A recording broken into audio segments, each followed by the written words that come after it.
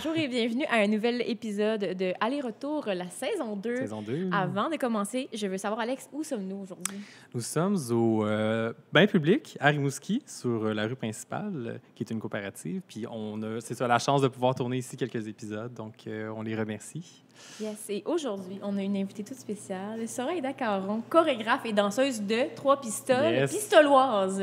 Merci. C'est bien ça. Bienvenue. Merci de tellement l'invitation. d'être là. On est vraiment contents de pouvoir te Vraiment rencontrer excité. aujourd'hui, jaser de ton parcours, de ton art, ton œuvre, qui est comme très important puis impliqué dans la région. Fait que... Oui, puis là, ben, c'est ça, important de dire que tu viens de Trois-Pistoles. C'était quoi, mettons, grandir à Trois-Pistoles? C'est les paysages de ce coin-là. En fait, moi, je viens de Saint-Cyprien. Moi, je viens de Saint-Cyprien. Saint-Cyprien, c'est un petit village qui est au sud de Trois-Pistoles en s'en allant vers le Témiscouata. Donc, moi, je suis arrivée de la République dominicaine à l'âge de 2 ans. Donc, j'ai été adoptée.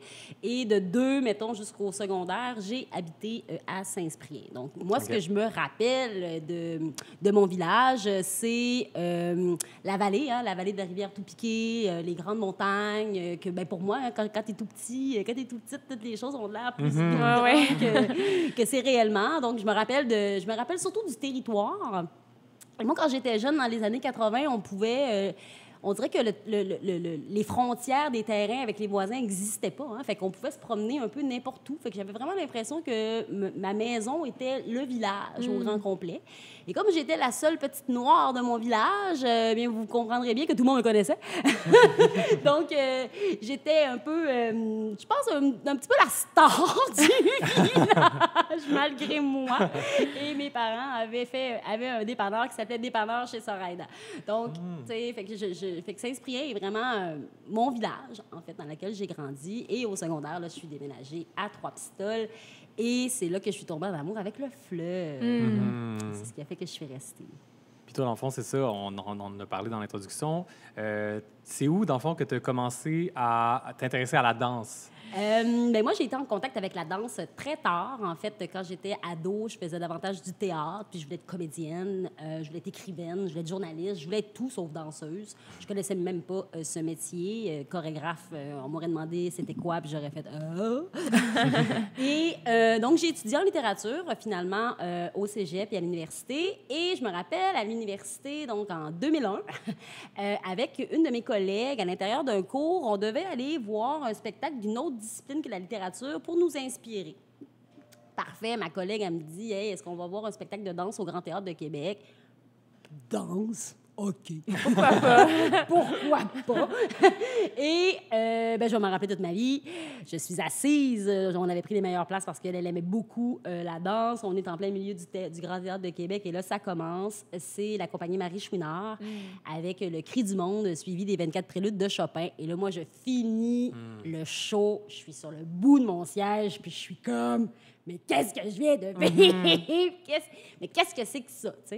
Et comme j'aimais beaucoup le théâtre, j'avais quand même un amour de la scène, si on veut, mais on dirait que de voir que le corps pouvait s'exprimer de cette façon-là, être capable de faire physiquement ses formes, j'étais complètement flabbergastée et fascinée. Et je pense que ça a été un coup de foudre, carrément. Puis quand je suis sortie du Grand Théâtre, j'ai dit à ma collègue, hey, moi, je m'en vais étudier en danse. Et c'est ce que j'ai fait. Je suis allée au collège et ensuite à l'université pour étudier la danse. OK. À Montréal. Avec un parcours complet à Montréal à ce moment-là. À Montréal à ce moment-là, oui. OK. Donc, la scène montréalaise de la danse, tu l'as découvert en étudiant à travers ça. Est-ce que tu es resté longtemps à Montréal, outre ces études? C'est comme 5 ans d'études là, à peu près, comme le cégep plus l'université? En fait, moi, je suis restée 1 an après avoir terminé. J'ai dansé rapidement pour une compagnie avec qui je suis allée en Europe. Mon copain du temps revenait à Trois-Pistoles et là, bon, par amour, je l'ai suivi. Puis finalement, je suis jamais repartie. Puis est-ce que tu t'entrevoyais une carrière en danse à Trois-Pistoles à ce moment-là? Parce que, tu sais, je veux dire, c'est pas nécessairement...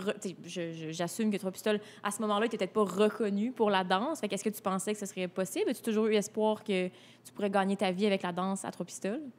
Ben très honnêtement, je pense que j'avais même pas pensé à ça. Tu sais, moi, je suivais mon chum, puis là, je me dis, je vais trouver quelque chose à faire là-bas. Puis dans ma tête, je trouvais que Montréal était pas si loin. Fait que j'avais comme peut-être en me disant, je vais aller faire des contrats à Montréal, je vais revenir, tout ça.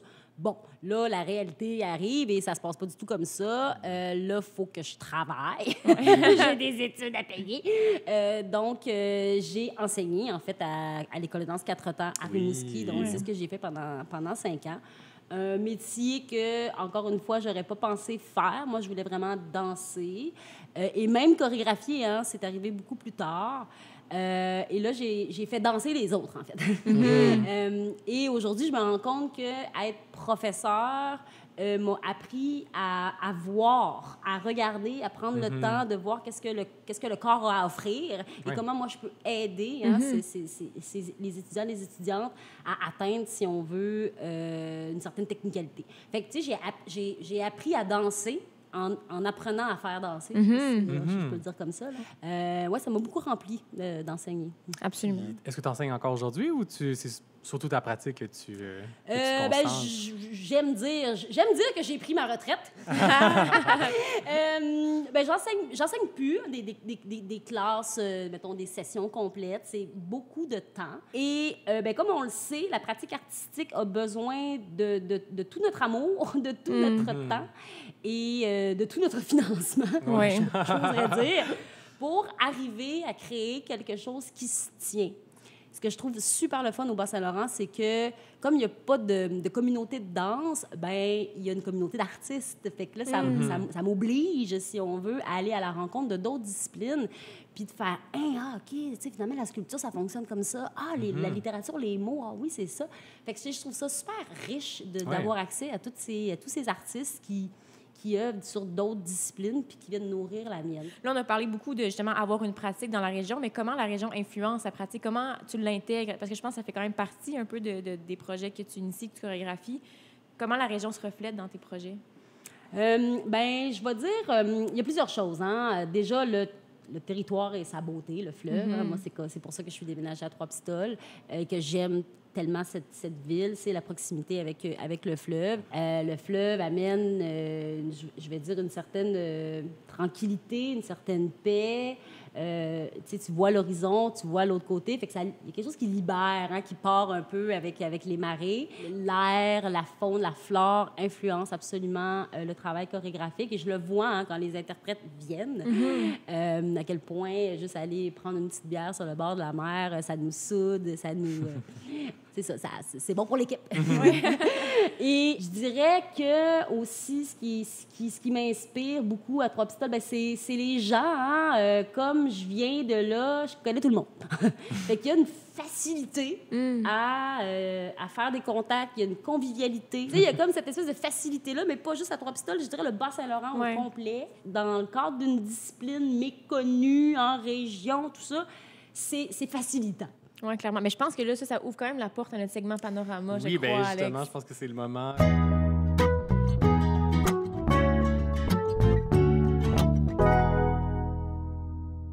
C'est quoi le segment Panorama, Sophie? En fait, c'est que nos invités sur le balado nous partagent un lieu qui les inspire, un lieu qui est très cher pour eux, un lieu qui ne pourraient pas vivre sans. Tu nous avais parlé du parc de la Grève-Morancy, c'est bien ça? Oui. En fait, il y avait 2 lieux que tu voulais discuter aujourd'hui.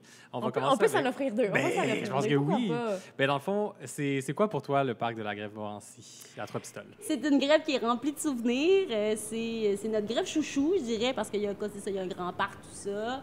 C'est là que moi, je vais lire, je vais pique-niquer. Les longues marches que tu peux prendre à marée basse jusqu'au quai, jusqu'à mon autre endroit préféré.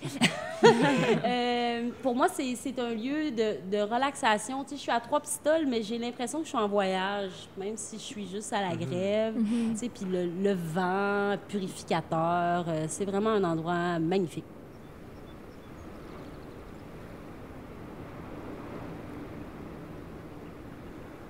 si Le deuxième on continue, lieu. ouais, Si on marche le long de la grève, cette on petite se ramasse. plage-là, il y en a un On se autre, ramasse là. au quai de Trois-Pistoles.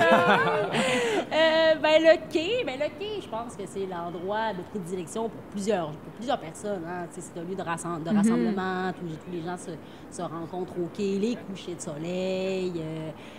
Nous, à Trois-Pistoles, au quai, il y a plusieurs choses. Il y a la traverse qui est là, qui va aux Escoumins. On a la traversée pour aller sur l'île aux Basques. On a la coop de kayak. C'est super vivant. Ils vendent. C'est là que les touristes arrivent avec le bateau. Tu vois toutes Trois-Pistoles. Tu vois notre cathédrale. Je trouve que c'est vraiment un lieu typique de notre ville. C'est notre seul accès au fleuve aussi, à Trois-Pistoles, le quai avec la grève centrale et la petite plage qui est à côté. Donc, pour moi, Trois-Pistoles, c'est le quai avec le bateau.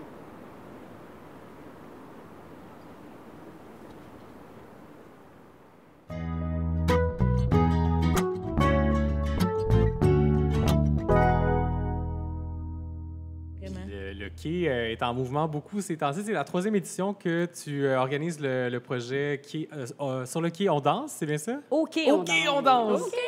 Puis est-ce que tu veux nous en parler justement? Comment ça se passe? Nous, on a vu des images justement. Là. Il y a quand même beaucoup de gens qui participent à cet événement-là. Oui. OK, on danse, c'est notre 3e édition cette année. C'est une édition spéciale parce qu'il est sur 2 jours, donc les 16 et 17 août prochains. À la base, c'est le grand quai de Trois-Pistoles qui se transforme en immense dance floor avec le DJ Jérôme Forget cette année. Donc, à la base, l'idée, c'est vraiment de faire danser les gens. On est une compagnie de danse, donc on veut que les gens de tout acabit puissent danser. Et comme cet événement-là a pris racine, en fait, pour fêter l'octroi du financement du bateau, l'Héritage 1. Donc, c'est comme l'événement party de l'obtention de ce financement-là. Donc, le bateau est à quai, puis là, on peut y monter à bord pour aller prendre un verre. Et c'est un événement qui est communautaire, dans le sens, c'est populaire, où c'est ça, tous les gens peuvent venir, évidemment. C'est gratuit. La boucherie est là pour vendre des produits. Donc, tu sais, c'est à la bonne vieille franquette. Et nous, on accueille à chaque année des artistes dits de la diversité, donc d'autres cultures, d'autres danses qui viennent nous présenter leur travail. Donc, moi, ces activités-là, ça m'emballe. Parce que là, c'est comme... c'est merveilleux parce qu'on a non seulement accès à tout ce que j'aime, c'est-à-dire la danse, le fleuve, mon quai, et toute ma communauté, hein, qui, comme je l'ai dit au début, moi, je suis contente d'offrir la danse à ma communauté. Bien là, c'est super parce qu'ils participent. C'est ça. À la dernière édition, on a arrêté de compter à 450 personnes. Fait que ça montre l'engouement pour cet événement-là. Bien, c'est merveilleux. Puis, tu sais, outre le rayonnement, tu dirais que c'est quoi l'impact que la communauté danse? T'sais, ils font pas juste assister au spectacle, ils sont vraiment impliqués dans le mouvement. Ça, je pense que ça peut beaucoup changer la vision quand même que les gens ont de la danse quand ils participent eux-mêmes aux séances de mouvement. Fait que je vais t'entendre un peu là-dessus. C'est quoi que ça fait que les gens participent à la danse?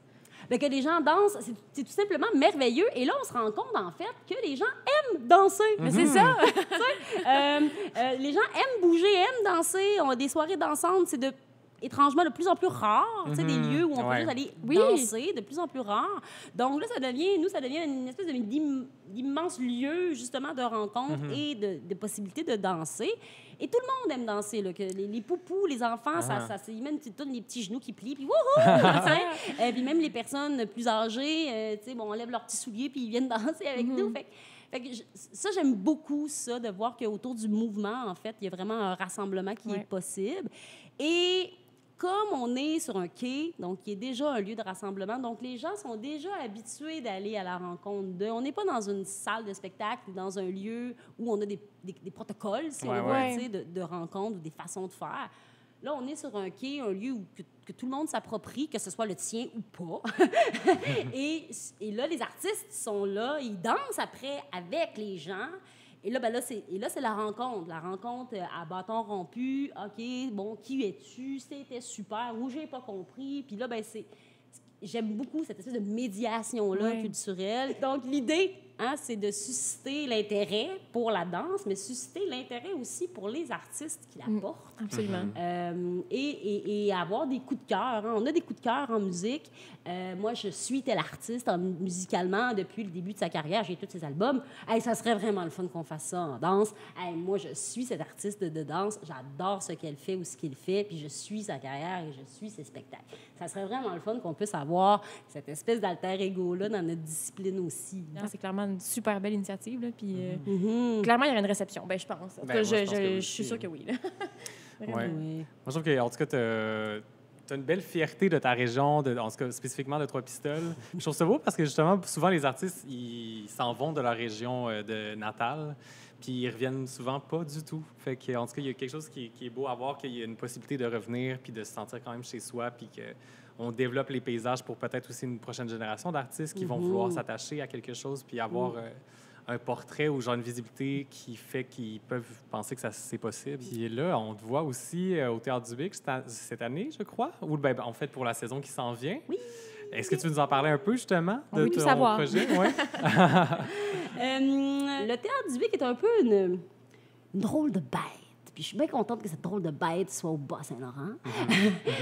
Bon, danse, théâtre, c'est un centre d'art vivant, c'est un centre de création, c'est un lieu d'audace. Donc, je suis vraiment très emballée de faire partie de la programmation prochaine avec la pièce Élégante Chair, qui va être présentée le 15 février prochain avec les interprètes Geneviève Dion et Valérie Pitre, deux merveilleuses danseuses. Je suis autant emballée parce que je l'ai vécu, hein, qu'est-ce que c'est avoir accès à un lieu, et ça change tout.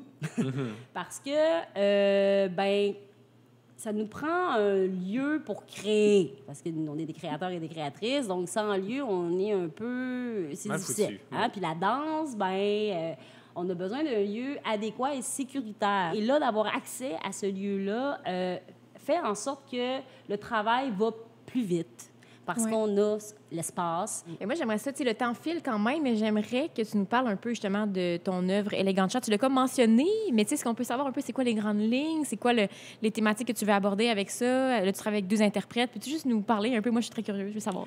Élégante Chair, c'est une pièce qui a pris naissance, en fait, au début de la création, en 2019, et on a eu la pandémie qui est venue nous scier un peu les jambes.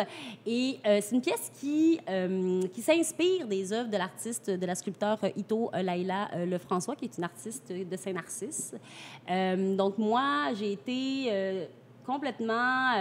j'admire, en fait, son travail. Elle fait des œuvres sculpturales de dimension humaine. Donc, j'ai eu envie, en fait, en voyant ses œuvres, de me dire « Ah, et si ces œuvres-là pouvaient danser, comment bougeraient-elles? » Et c'est là que Élégante Chair a pris racine. J'ai le goût d'être le 15 février. Tu reviendras faire un tour parce que moi, je vais y être. Ça, c'est sûr et certain. Hey, merci infiniment, Soraïda, d'être venue nous parler aujourd'hui. Ça un vent d'espoir. Oui, pour vraiment, de vrai, là, vraiment. moi, j'ai adoré. Ça guérit les artistes intérieurs en nous. Ah, mon Dieu, ça me fait plaisir. Là, on veut remercier avant tout. Je vais te remercier, Alex. Merci, Sophie. Merci à toi. On se retrouve dans un autre épisode, c'est certain, très prochainement. On veut remercier les bains publics pour l'accueil, le chaleureux accueil. Et on remercie Benjamin à la technique aussi. Merci.